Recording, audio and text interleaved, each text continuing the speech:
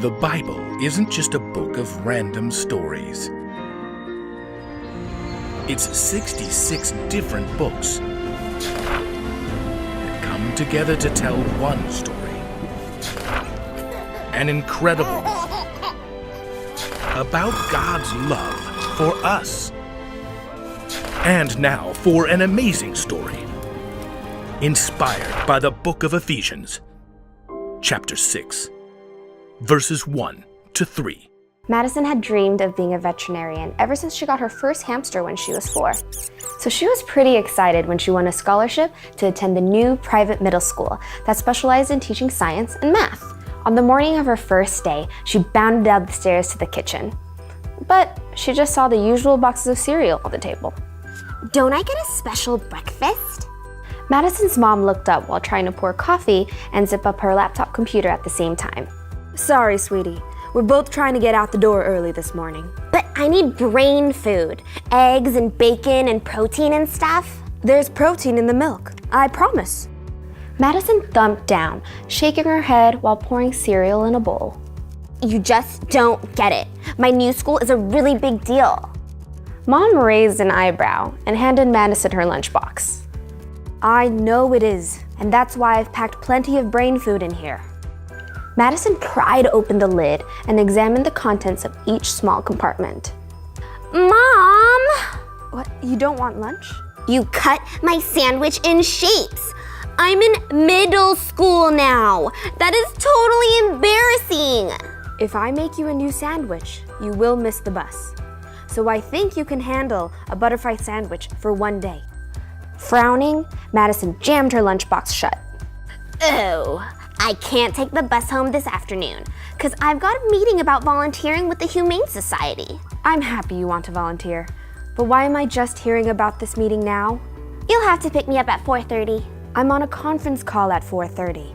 Madison shoved aside her half-empty cereal bowl and grabbed her backpack. So just do your call in the car. What's the big deal? Young lady, you're gonna make me miss the bus. Madison flounced out the door, but she forgot all her irritation in the excitement of finding her new locker and making her way to her classes. Biology. Oh, here's the room. Madison's new biology teacher, Miss Rice, was in her mid-20s. She wore her waist-length blonde hair in a braid and punctuated everything she said with her hands. So we'll also do a whole behavioral sciences unit in the spring. Madison's hand shot up. Madison, will that cover animals? I want to be a vet. Absolutely. You can discover so much when you study how animals interact. Like, just take wolf packs. Often they can get really big, but it only works because the pups are taught to respect their parents and the other adults as they grow older. It's fascinating to see how it plays out. Oh, wow. Madison settled back in her seat as Miss Rice continued to introduce what they'd be learning that year. She started to imagine what it would be like to be in a wolf pack, in the wilderness. No pack lunches there for sure. After class, she went up to Miss Rice and approached her at her desk. What happens if the wolf pups, don't respect their parents? They get kicked out of the pack. Ugh, seems kinda harsh. Miss Rice smiled and straightened the papers on her desk. I know, right? Good thing our parents don't do the same. Yeah, I guess so. They're just frustrating sometimes. I mean, my mom. Miss Rice stopped and studied Madison. You know, respecting your parents doesn't have to do with how you feel about them. Some things are just right. Like how? Don't know if you read the Bible at all, but there's a great verse about this. Something like, children, obey your parents because it's the right thing to do.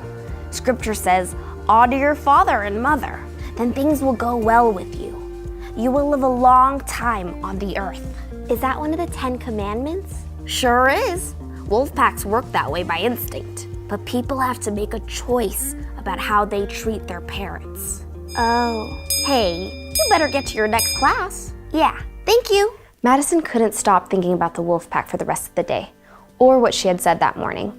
After all, Mom spent a whole lot of time making meals, and cleaning the house, and making sure Madison got to her practices and to her friends' houses, and just plain listening.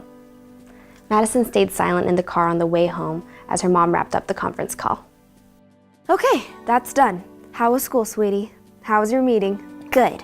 Great. And, so was my lunch. A lot of kids had to buy theirs. What you make is way better. Mom glanced over in surprise as she drove into their driveway. I'm glad you think so. And thanks for picking me up. I'm sorry I didn't ask sooner. Gotta say, I'm liking this new school. What are they teaching you anyway? Madison smiled as she grabbed her backpack and hopped out of the car. All about wolf packs. Ow! Madison knew she'd probably get frustrated with her parents all over again soon enough. But next time, she'd think first and choose to act with respect, no matter how she felt.